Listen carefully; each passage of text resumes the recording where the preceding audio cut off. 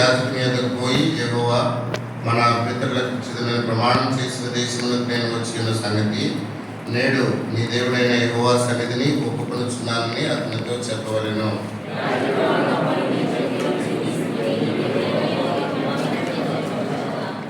నీవు నా తండ్రి నశించుచున్న అరామే దేశస్థుడు, అతడు ఐగుప్తునకు వెళ్ళెను. కొద్ది మందితో అక్కడికి పోయి ప్రవాసి అయి గొప్పదియు బలమైనది విస్తారమైనది అనకు జనమాయను.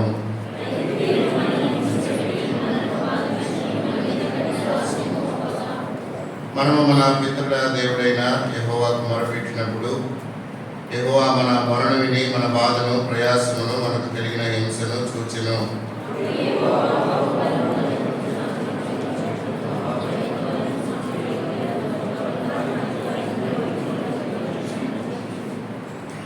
ఈ స్థలమునకు మనల్ని చేర్చి పాలు తేనెలు ప్రవహించే దేశమై ఉన్న ఈ దేశమును మనకిచ్చెను.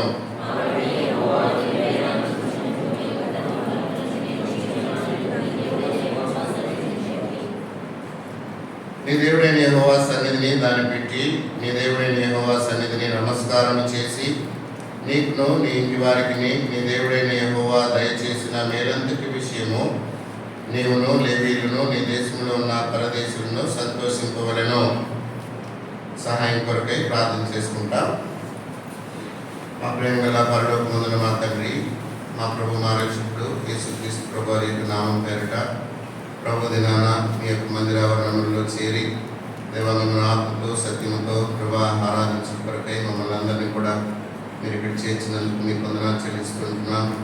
ప్రభా మేము వ్యక్తిగతంగా మిమ్మల్ని ఆరాధించక ముందు మీ యొక్క పరిశుద్ధ లేఖన వాక్యంలో నుండి ప్రభా మాతో దేవా మీరు మాట్లాడినట్లా ప్రభా ఆ యొక్క తలంపుల చేత మా మనసును హృదయం నింపుకున్నటువంటి వారమై యోగ్యమైన విధానంలో ప్రభా మిమ్మల్ని ఆరాధించడానికి మాకు సహాయం చేయము. మీ యొక్క వాక్యమును ప్రభా మాకు విశుద్ధపరచము. దేవా ప్రభా పరిశుద్ధాత్మ దేవా మీరు మాకు బోధించము, సర్వసత్యంలోనికి నడిపించమని ప్రార్థన చేస్తూ ఉంటున్నాం. దేవానామకు నేను మీ ప్రజల ముందు నిలబడడానికి యోగ్యత లేని దేవ మీద అవసరాన్ని ప్రభా నేను మీ సన్నిధిలో ఒప్పుకుంటున్నాను. మీరు యొక్క ప్రోక్షణ కిందకి నన్ను నిర్మించుకుంటున్నాను. ప్రభా నన్ను కడిగి పవిత్రపరచము, మీ సిలువ చాటును మరుగు చేయండి. దేవా ప్రభా మీ యొక్క మాటలను ప్రభా అనుగ్రహించుకొని దేవా ప్రభా కలవరపరిచేటువంటి ప్రతి తలంపుల నుంచి తప్పించి దేవా మీ మీదనే లక్ష్యం ఉంచడానికి ధ్యానం ఉంచడానికి సహాయపడమని దేవా మీ యొక్క వాక్యమును ప్రభా మీరు వెల్లడిపరిచి ప్రభా మీరు మాకు దేవా ప్రభా మీరు బయలుపరచమని యేసుక్రీస్తు ప్రభా యొక్క నామం పేరిట కృతజ్ఞతాస్తుతులతో ప్రార్థించి వేడుకుంటున్నాము తండ్రి, ఆమేన్.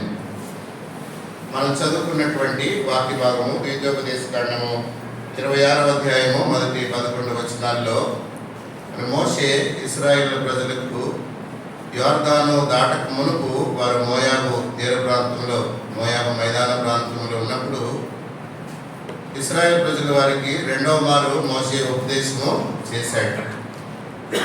మనమందరం కూడా ఎరుగుదము. ఎప్పుడు దేవుడు వారిని యొర్దాను దాటించి వాగ్దానం చేసినటువంటి కనాను దేశంలోనికి వారు ప్రవేశించినప్పుడు వారు ఏం చేయాలి, మరి ఏ రీతిగా ఉండాలి అని అనేక విషయాలు వారికి బోధించబడ్డాయి. ముఖ్యంగా ఇక్కడ మనం చదువుకున్నటువంటి 26వ అధ్యాయంలో చూసినట్లయితే వారు సంవత్సరానికి ఒకసారి వారి యొక్క భూమిలో నుండి ప్రథమ ఫలము వారికి వచ్చినప్పుడు ఆ యొక్క ప్రథమ ఫలములను వారు తీసుకొని మరి యాజకుని యొద్దకు ఆ యొక్క ప్రత్యక్ష గుడారం లేదా దేవుని యొక్క మందిరానికి వెళ్ళి వారు ఏమి పలకాలి, మరి ఏమి జ్ఞాపకం చేసుకోవాలి అనేటువంటి విషయాలను మోషే వారికి బోధించినట్లుగా మనం ఈ యొక్క వచనాల్లో మనము చూస్తూ ఉన్నాం. మొట్టమొదటి 2-3 వచనాల్లో కనుక మనం చూసినట్లయితే నీ దేవుడైన యెహోవా నీకు స్వాస్థ్యముగా ఇచ్చుచున్న దేశమునకు నీవు వచ్చి దాన్ని స్వాధీనపరుచుకొని దానిలో నివసించుచున్నప్పుడు నీ దేవుడైన యెహోవా నీకు ఇచ్చుచున్న నీ భూమిలో నుండి నీవు కూర్చుకున్న భూఫలములన్నిటిలోనూ ప్రథమ ఫలములను తీసుకొని గంపలో ఉంచి నీ దేవుడైన యెహోవా తన నామమునకు మందిరమును ఏర్పరచుకున్న స్థలమునకు వెళ్ళి 3వ వచనం అండి, ఆ దినములలో నుండి యాజకుని యొద్దకు పోయి యెహోవా మన పితరులకిచ్చునని ప్రమాణం చేసిన దేశమునకు నేను వచ్చి ఉన్న సంగతి నేడు నీ దేవుడైన యెహోవా సన్నిధిని ఒప్పుకొనుచున్నానని అతనితో చెప్పవలెను. బట్ 3 వచనాల్లో మనం ఏం చూస్తున్నామంటే, ఎప్పుడైతే వారు మరి వాగ్దాన దేశాన్ని స్వతంత్రించుకొని దాన్ని స్వాధీనపరుచుకొని దానిలో నివసిస్తూ దేవుడు వారికి మరి ఇచ్చినటువంటి ఆ యొక్క మరి పంటను వారు కూర్చుకునేటువంటి సమయంలో ప్రథమ ఫలాల్ని తీసుకొని దేవుని యొక్క మందిరానికి వెళ్ళాలి అని మనం ఇక్కడ చూస్తా ఉన్నాం కదండి. నీ దేవుడైన యెహోవా తన నామమునకు మందిరమును ఏర్పరచుకుని స్థలమునకు వెళ్ళి, ద్వితీయోపదేశకాండం 12వ అధ్యాయంలో మరి మనం చూసినట్లయితే మరి దేవుడు తన కొరకై ఏర్పరచుకున్నటువంటి మందిరమునకే మరి నీ యొక్క యాత్రలు చేయవలనని, మరి అక్కడే నీవు అర్పించవలనని మనం 12వ అధ్యాయంలో ఆ విషయాలు మనము చూస్తాము. ఇక్కడ మరి వారు ఏం జ్ఞాపకము, మరి ఇక్కడ మొట్టమొదటిగా ఆ యొక్క దేశంలో ప్రవేశించినప్పుడు వారు జ్ఞాపకం చేసుకునేటువంటి విషయాలు లేదా జ్ఞాపకం చేసుకోవాల్సినటువంటి విషయాలు ఏమిటి అని అంటే, దేవుడు ఏదైతే వాగ్దానం చేశాడో ఆ వాగ్దాన భూమిలో నేను మరి ఉంటున్నాను. ఇంతకాలము వారు మరి ఐగుప్తులో నుంచి విడిపించబడి అరణ్యములో తిరుగులాడుతూ వారు వచ్చారు, అరణ్యంలో సంచరిస్తూ వచ్చారు. అనేక మంది మరి ముందు తరం వారు అరణ్యములో అవిధేయతను బట్టి వారు రాలిపోయారు. అయితే ఇక్కడ మరి సజీవులుగా వాగ్దానం దేశానికి చేరుకున్నటువంటి వారు ఆ యొక్క భూమి ఇచ్చేటువంటి మరి ప్రథమ ఫలాన్ని తీసుకొని జ్ఞాపకం చేసుకోవాల్సినటువంటి సంగతులు ఏమిటి అని అంటే, మొట్టమొదటిగా దేవుడు తన యొక్క వాగ్దానాన్ని, తన యొక్క ప్రమాణాన్ని, తన యొక్క నిబంధనను ఏదైతే చేశాడో పితరులతో దానిని నెరవేర్చినటువంటి దేవుడు. కాబట్టే నేను ఈ యొక్క వాగ్దాన దేశంలో నేను ఉన్నాను. The first thing that they have to remember ఏంటి అని అంటే, మరి వాళ్ళు God is faithful in fulfilling his promise, his covenant. లేకపోతే మరి దేవుడు ఏదైతే వారికి ఇస్తానని చేశాడో ఆ యొక్క వాగ్దానం యొక్క నెరవేర్పే మరి ఆ యొక్క వాగ్దాన దేశము. కాబట్టి దేవుడు తన యొక్క వాగ్దానాలన్నింటినీ కూడా నెరవేర్చాడు అనేది మొట్టమొదటి సంగతి. మరి రెండవదిగా చూస్తే అరణ్యంలో ఎంతోమంది రాలిపోయారు, అందరూ కూడా కనాను దేశానికి చేరుకోలేదు. ఈ దినాన ఆ యొక్క ఫలాలు పెట్టుకొని నేను దేవుని మందిరానికి వస్తున్నాను అని అంటే, మరి నేను మరి నశించుకోలేదు, నేను రాలిపోలేదు, దేవుడు నన్ను సజీవుల లెక్కలో మరి ఉంచాడు అనేటువంటి సంగతిని కూడా మరి జ్ఞాపకము చేసుకోవాల్సినటువంటి వారుగా ఉంటున్నారు. మరి మూడవదిగా మనం చూస్తే అక్కడికి వెళ్ళి మరి చెప్పవలసినటువంటి సంగతులు, ఒక గంపలో ఆ ప్రథమ ఫలాలన్నీ కూడా ఫస్ట్ ఫ్రూట్స్ అన్నీ కూడా పెట్టుకొని ఆ యాజకుడి దగ్గరికి వెళ్ళి యాజకుడికి అవన్నీ ఇచ్చినప్పుడు యాజకుడు బలిపీఠం దగ్గర మరి వాటిని పెడతాడు కదండి. ప్రజలందరికీ కూడా యాజకుడు చేసేటువంటి పని చేసేటువంటి మరి అర్హత కానీ ఆ యొక్క ప్రవేశం కానీ ఆ దినాల్లో లేదు కనుక ఈ యొక్క అర్పణల యొక్క గంపను యాజకునికి అందించినప్పుడు యాజకుడు అక్కడ బలిపీఠం దగ్గర ఉంచినప్పుడు 5వ వచనంలో దయచేసి చూడండి. 5వ వచనంలో మరి ఈ మాటలు మరి పలకవలసినటువంటి వారుగా ఉంటున్నారు ఏంటంటే, నీవు నా తండ్రి నశించుచున్న అరామీ దేశస్థుడు, అతడు ఐగుప్తునకు వెళ్ళెను, కొద్ది మందితో అక్కడికి పోయి ప్రవాసి అయి గొప్పదియు బలమైనదియు విస్తారమైనదిలకు జనమాయను అని మరి చెప్పాలి కదండి. ఆ యొక్క గంపని యాజకునికి అందించినాక ఆ వ్యక్తి చెప్పవలసినటువంటి మాట ఏంటంటే, తన యొక్క పితరులను తను జ్ఞాపకం చేసుకోవాలి. అంటే తన యొక్క పాస్ట్ను, గతమును మరి తను జ్ఞాపకం చేసుకోవాలి. దాని అర్థం ఏమిటి అని ఏం చెప్పాలి అని అంటే, నా తండ్రి నశించుచున్న అరామీ దేశస్థుడు. ఇక్కడ మరి ఈ యొక్క యాకోబునకు ఆ యొక్క మాట వాడబడుతూ ఉన్నది. ఆయన మరి హీ వాజ్ పెరిషింగ్ సిరియన్ అని వ్రాయబడుతుంది, లేదా about to perish, my father is about to perish and he is a Syrian అనేటువంటి మాటను మరి పలకాలంటే వారు గతాన్ని, వారి యొక్క తండ్రిని, పితరులను జ్ఞాపకం చేసుకుంటూ ఉన్నాడు. ఆ మాటకు వస్తే అబ్రహామును కూడా దేవుడు మెసొపొతేమియాలో యూఫ్రటీస్ నదికి అద్దరిని ఉన్నప్పుడు దేవుడు అబ్రహామును పిలుచుకున్నాడు కదండి. స్టెఫెను మరి పలుకుతూ అంటాడు కదా, మహిమ కలిగిన దేవుడు ప్రత్యక్షమైనాడు, God of glory appeared to Abraham అని అంటాడు. అయితే ఇక్కడ మనం వారి యాకోబును జ్ఞాపకం చేసుకుంటూ ఉన్నారు కదా. He was a Syrian about to perish, నా తండ్రి నశించుచున్న అరామీ దేశస్థుడు. ఎందుకంటే యాకోబు జీవితంలో మరి మనం చూసినట్లయితే అనేక మార్లు మరి నశించిపోయేటువంటి ఆ యొక్క మరి పరిస్థితులు ఆయన యొక్క జీవితంలో తలెత్తాయి. తను తన అన్న యొక్క కోపాన్ని ఏశావు చంపుతాడని అనుకొని మరి పారిపోయాడు కదండి. మొట్టమొదటిగా మరి ఏశావు చేతిలో నశించిపోయేవాడు దొరికింటే, కానీ ఏశావు చేతిలో నుంచి తను పారిపోయినటువంటి వాడిగా ఉంటున్నాడు. తర్వాత ఆ యొక్క సిరియా వాడైనటువంటి లాబాను దగ్గరికి చేరుకున్నాడు. ఎక్కువ సంవత్సరాలు తను లాబాను దగ్గరే సిరియాలోనే తను నివసించిన వాడిగా ఉన్నాడు. సిరియా స్త్రీలనే వివాహము చేసుకున్నాడు. బెంజమిను తప్ప సిరియాలోనే పిల్లల్ని కూడా తను మరి కన్నాడు కదండి. కాబట్టి ఇక్కడ యాకోబుని మరి నా తండ్రి సిరియావాడు అనేటువంటి మాటని మరి పలకవలసినటువంటి వారుగా ఉంటున్నారు. ఆ సిరియావాడైన అరామీ దేశస్థుడు. ఎక్కువ తన యొక్క జీవితంలో భాగము అక్కడ గలిపాడు కనుక మరి సిరియావాడు అనేటువంటి మాటను మనము చూస్తూ ఉన్నాం. ఆ యొక్క మరి యాకోబు యొక్క జీవితంలో ఏశావు చేతిలో నశించవలసి ఉండేది, తప్పించుకున్నాడు. ఆ తర్వాత లాబాను కూడా మరి చంపాలని తరుముకుంటూ వచ్చాడు.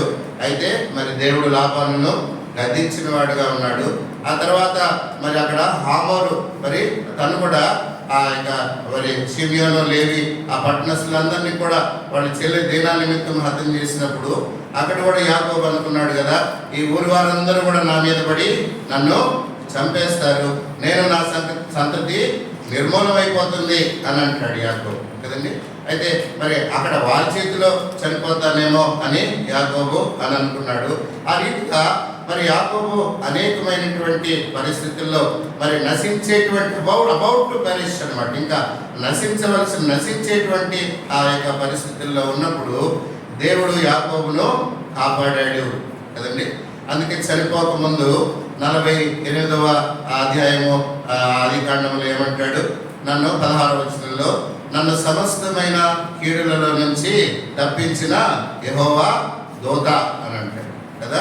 నన్ను సమస్తమైన కీడుల్లో నుంచి తప్పించిన యెహోవా దూత.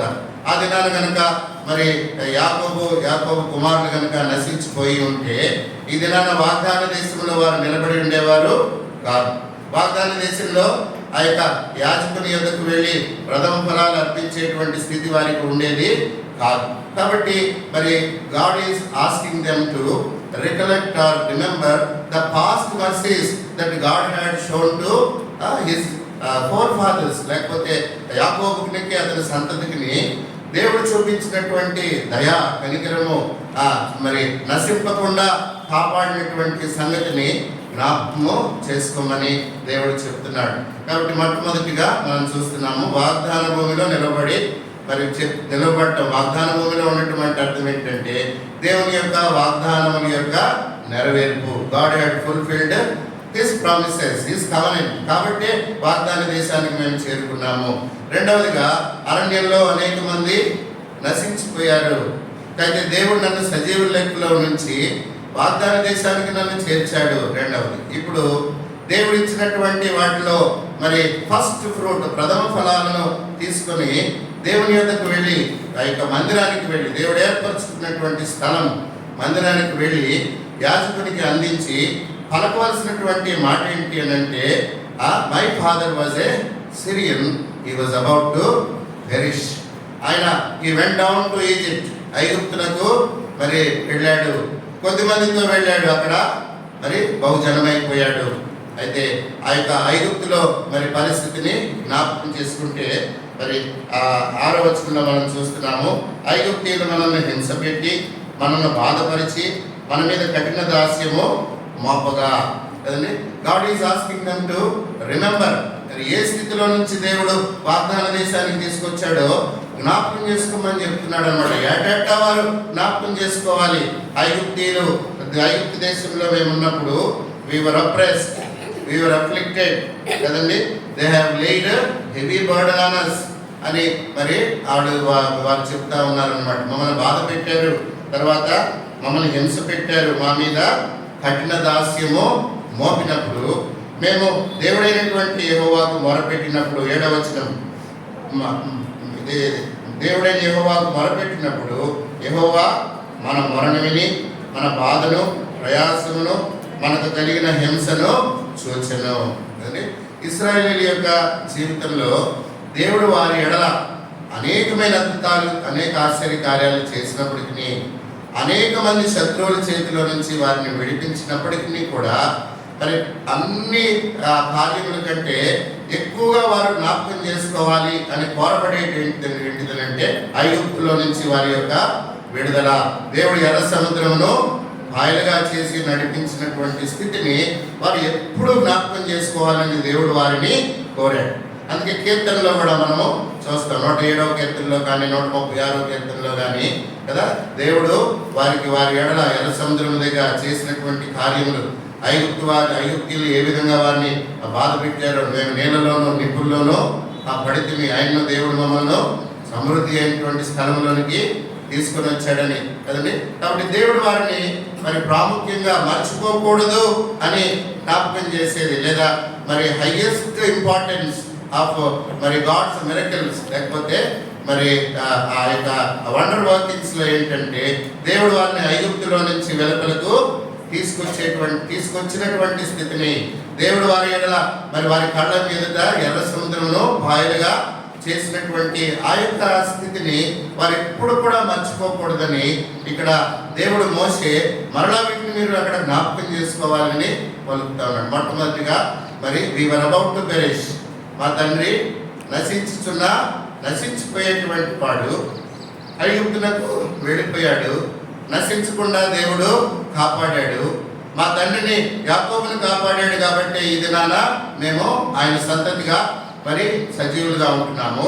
మరి రెండవదిగా ఐగుప్తీయులు మమ్మల్ని బాధ పెట్టారు, హింస పెట్టారు, కఠిన దాసత్వము మా మీద వారు మోపారు. అయితే మేము మా దేవుడైనటువంటి యెహోవాకి మొరపెట్టినప్పుడు ఆయన మా మొరను విన్నాడు కదండి. మా మొరను విని మా బాధను, ప్రయాసమును, మనకు కలిగిన హింసను చూచెను కదండి. కాబట్టి వారి యొక్క మరి విన్నటువంటి దేవుడు కదండి. మరి తర్వాత వారి యొక్క హింసను చూసినటువంటి దేవుడుగా ఉంటున్నాడు. 8వ వచనంలో మనం చూసినట్లయితే, అప్పుడు యెహోవా బాహుబలము చేతను, బాహుబలం వలన, చాపిన చేతి వలన, మహాభయం వలన, సూచక్రియల వలన, మహత్కార్యముల వలన ఐగుప్తులో నుండి మనల్ని రప్పించి. 8వ వచనంలో మనం చూస్తే మరి దేవుడు గొప్ప కార్యాలు త్రూ హిస్ మైటీ హ్యాండ్, దేవుని యొక్క చాచినటువంటి బాహు, దేవుని యొక్క మరి బాహు ఎదుట ఏ శత్రు బలము కానీ మరి ఏది కూడా నిలవనేరదు. అటువంటిది మరి దేవుని యొక్క గొప్ప బాహుబలము. చాచినటువంటి చెయ్యి కదండి, చాచినటువంటి చెయ్యి దేన్ని మనకు చూపిస్తుందనంటే మరి గాడ్ ఇన్ యాక్షన్. చెయ్యి చాపటం అని అంటే కదండి, ఏదన్నా పని కొరకై మరి చెయ్యి చాపటం అని మనం చూస్తాం కదండి. వారి శిష్యులు ప్రార్థన చేస్తూ వచ్చారు. 4:31 అపోస్తుల కార్యం, నిదాసులమైన మేము మా యొక్క చేతులు చాపి ఉండగా అని. యేసుక్రీస్తు ప్రభు వారు కూడా అనేక మార్లు చేయి చాపి వారిని ముట్టి అని మనం చూస్తాం కదండి. ప్రభు వారు చేసినటువంటి అద్భుతాలు ఎక్కడైనా కానీ ఆయన చేయి చాపి వారిని ముట్టాడు.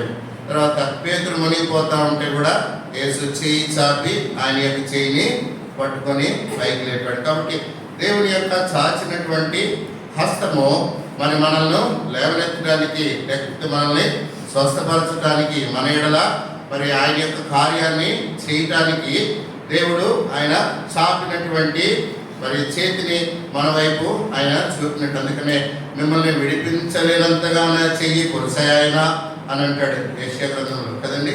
కాబట్టి హిస్ అవుట్ స్ట్రెచ్డ్ ఆర్మ్, ఆయన యొక్క చాపినటువంటి చెయ్యి మన ఎడల ఉంటున్నదని మనం చూస్తూ ఉన్నాం.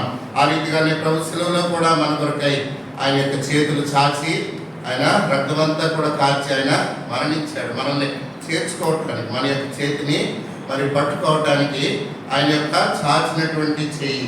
ఆ రీతిగానే మరి ఆ యొక్క మరి భయం వలన సూచక్రియలు, అద్భుత కార్యాలు దేవుడు చేసి వారిని ఈ దినాన ఎక్కడికి రప్పించాడండి? 9వ వచనంలో, ఈ స్థలమునకు మనలను చేర్చి పాలు తేనెలో ప్రవహించు దేశమై ఉన్న ఈ దేశమును మనకిచ్చెను కదండి.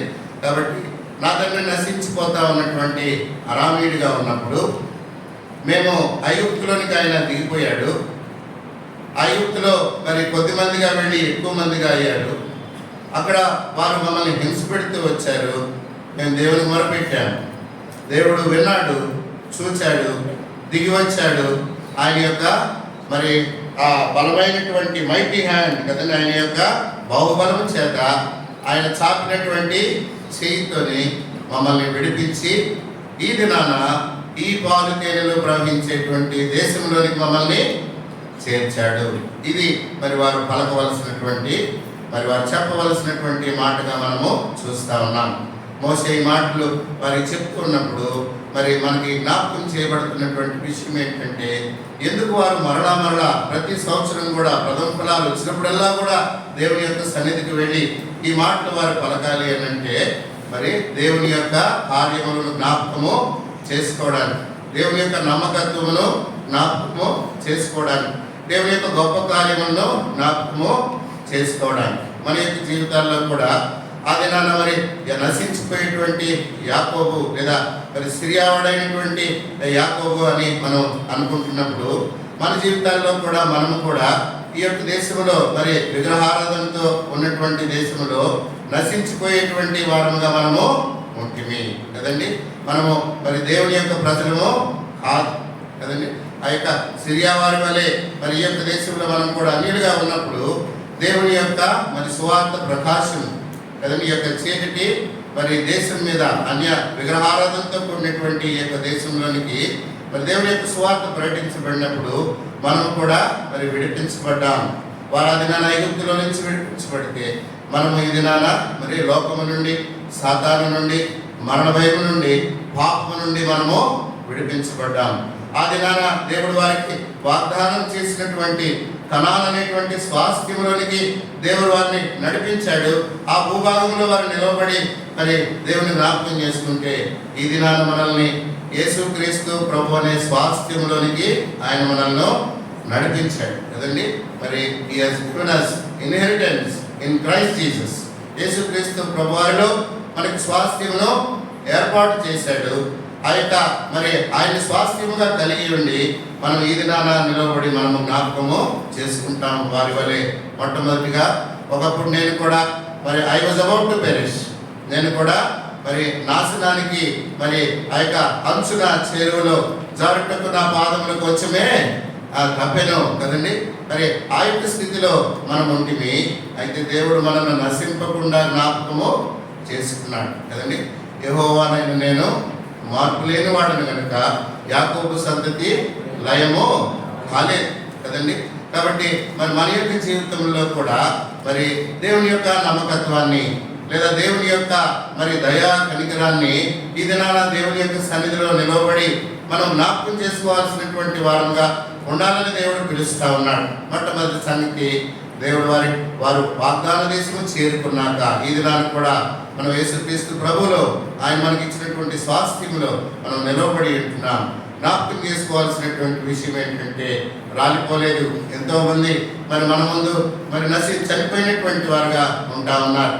అయితే దేవుడు మనల్ని సజీవ లెక్కలో ఉన్నట్లుగా జ్ఞాపకము చేసుకున్నాడు. అది మన యొక్క మరి మంచితనము, మన యొక్క సత్క్రియలని కాదు, కానీ మరి దేవుని యొక్క చిత్తము మన యొక్క జీవితంలో నెరవేర్చబడవలసి ఉన్నది కనుక సజీవ లెక్కలో ఉన్నట్లుగా దేవుడు మనల్ని జ్ఞాపకము చేసుకున్నాడు. వి హావ్ నాట్ పెరిష్డ్, మనం చనిపోలేదు. అది అనారోగ్యంలోనేమో చనిపోయారు కదండి. వారి యొక్క అవిధేయత ఫలాన్ని వారు మరి అనుభవించారు. అయితే మరి దేవుడు మన మీద మన యొక్క అవిధేయత ఫలాన్ని మోపలేదు, కానీ యేసుక్రీస్తు ప్రభువారు ఆయన తన మీద కలవరి సెలవులో మన యొక్క దోష శిక్షణ అంతయు కూడా తన మీద వేసుకొని ఆయన మనల్ని స్వతంత్రులుగా చేశాడు.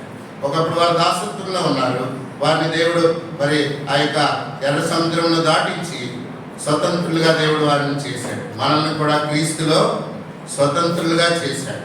పాప దాసత్వంలో, సాతాను యొక్క దాసత్వంలో, ఈ చీకటిలో మరి అంధకారంలో మనం ఉన్నప్పుడు దేవుడు మనల్ని ఆ యొక్క దాసత్వంలో నుంచి విడిపించి మనల్ని మరి స్వాస్థ్యంలోనికి, యేసుక్రీస్తు ప్రభువు అనే స్వాస్థ్యంలోనికి ఆయన మనల్ని ప్రవేశపెట్టినటువంటి వాడుగా ఉన్నాడు. అంతేకాకుండా మరి ఆ యొక్క ప్రథమ ఫలములు మరి నీవు నాకు ఇచ్చినటువంటి దాంట్లో మరి ప్రథమ ఫలాన్ని తీసుకొని నేను నీకు అర్పిస్తూ ఉంటున్నాను. అంటే శ్రేష్టమైనది, ఫస్ట్ ఫ్రూట్స్ కదండి.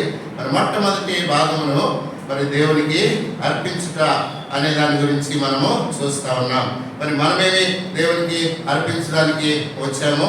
యాకోబు రాసిన పత్రిక 1వ అధ్యాయం 18వ వచనము.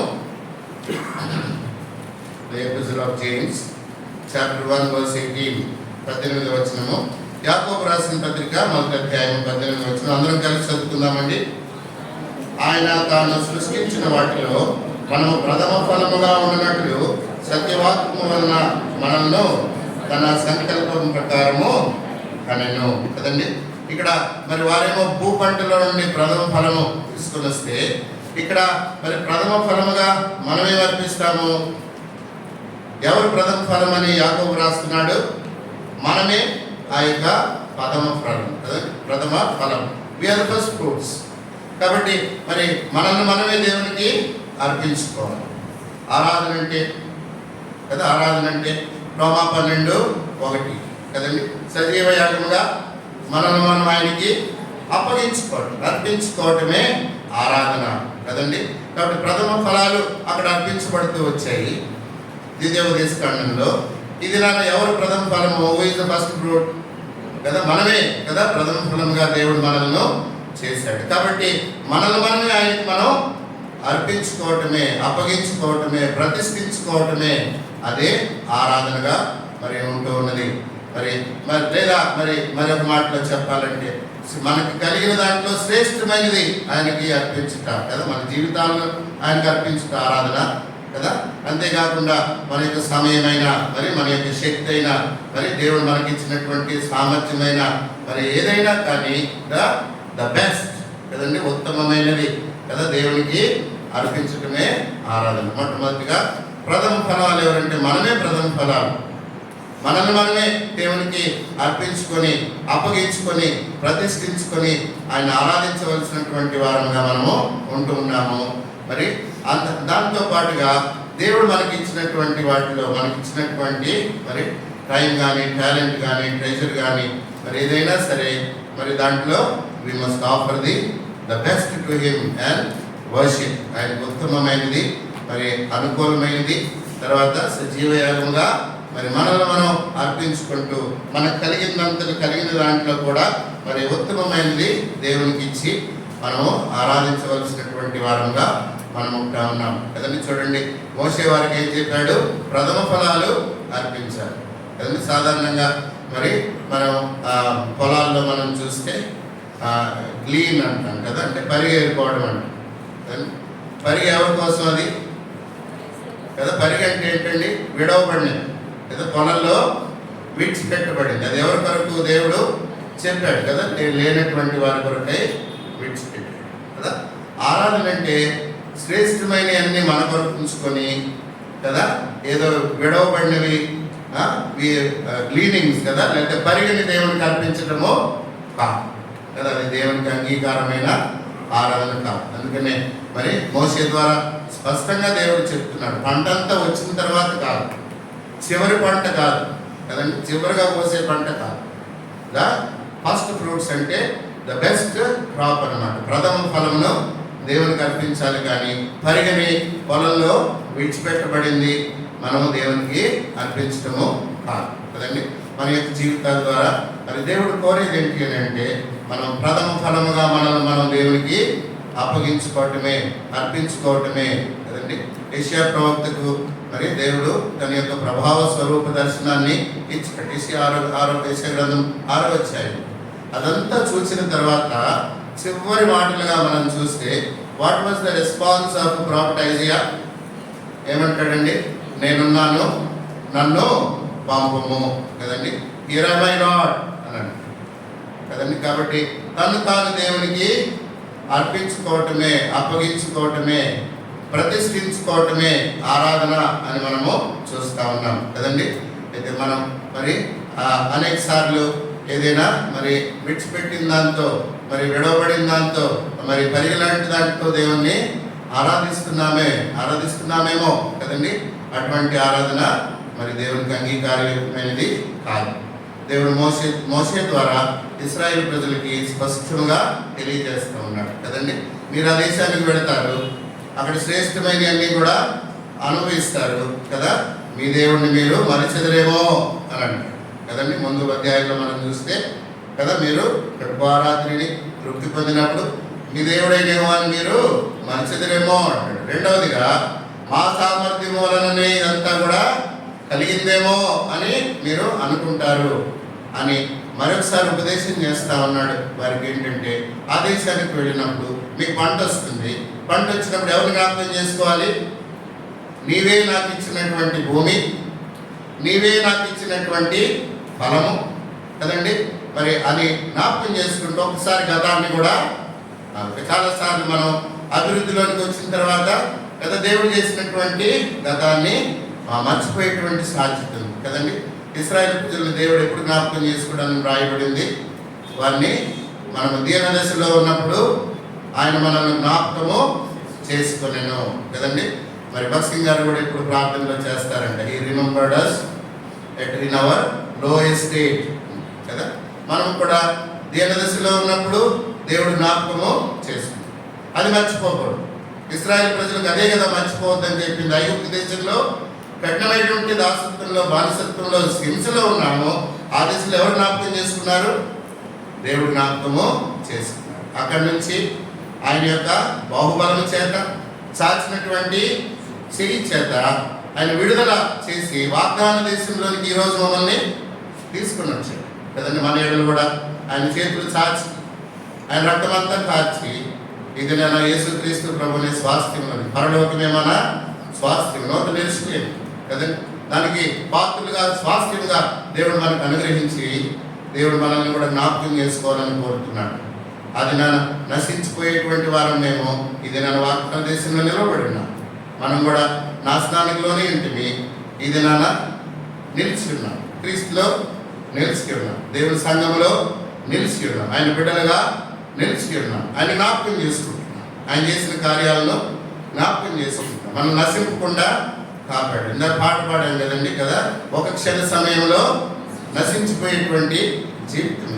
అయితే దేవుడు జ్ఞాపకం చేసుకున్నాడు. ఇదైనా దేవుని సన్నిధిలో మనం నిలవబడి కదా, వారు అది నన్ను ప్రథమ ఫలాలు తీసుకొచ్చారు. యేసుక్రీస్తు ప్రభులో మనమే ఆయనకి ప్రథమ ఫలంగా ఉంటున్నాము.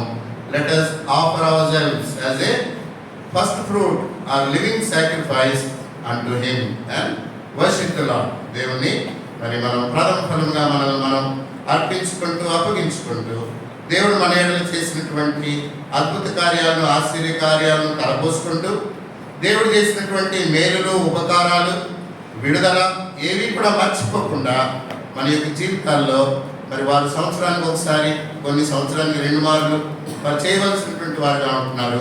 ఈ దినాన్ని మనకైతే ధైర్యముగా ఏ సమయంలోనైనా ఆయన కృపా సింహాసనం మీదకు చేరుకునేటువంటి నూతనమైనటువంటి మార్గాన్ని దేవుడు మన కోసమే యేసు ప్రభు ఏర్పాటు చేశాడు. ఏ సమయాన్నైనా మనం ఆయన చేరుకొనగలము, ఆయన ఆరాధించగలము. ఇది నాన్న మరి ఉదయకాలము ప్రభుని ఆరాధించడానికై దేవుని మందిరానికి మనము వచ్చి ఉన్నాము.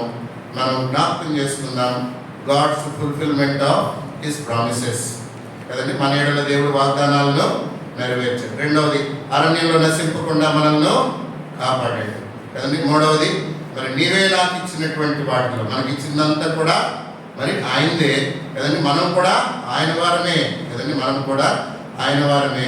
ప్రథమ ఫలముగా మనం ఉంటున్నాము. మనల్ని మనం దేవునికి ఉత్తమమును, అనుకూలమును, సజీవ యాగముగా అర్పించుకొని ప్రభుని మనము ఆరాధిస్తాం. ఈ యొక్క మరి వాక్యంలోని కొన్ని తలంపులతో మనము ప్రభుని ఆరాధిస్తాం. లేచి నిలబడి ఒక పల్లవి, ఒక వచనం పాడుకుంటాం. ఆ సమయంలో సండే స్కూల్ తరగతులు పెడతారు. ఆ తర్వాత కొంచెం ముందుకు జరగండి, కుర్చీల ముందు గాడి ఉంచండి. చిన్న బిడ్డలు ఉన్నటువంటి తల్లులు దయచేసి క్రింద కూర్చోండి, లేదా స్వాధీనంలో ఉండే పిల్లలు వెనకాల కూర్చోవాలని మనవి. ఆరాధన చేసే సమయంలో కూడా అది విరామ సమయం కాదు, అటు ఇటు తిరగవద్దు, అత్యవసరం అయితే తప్ప మరి వెళ్ళవద్దని మనం చేస్తూ ఉంటున్నాం.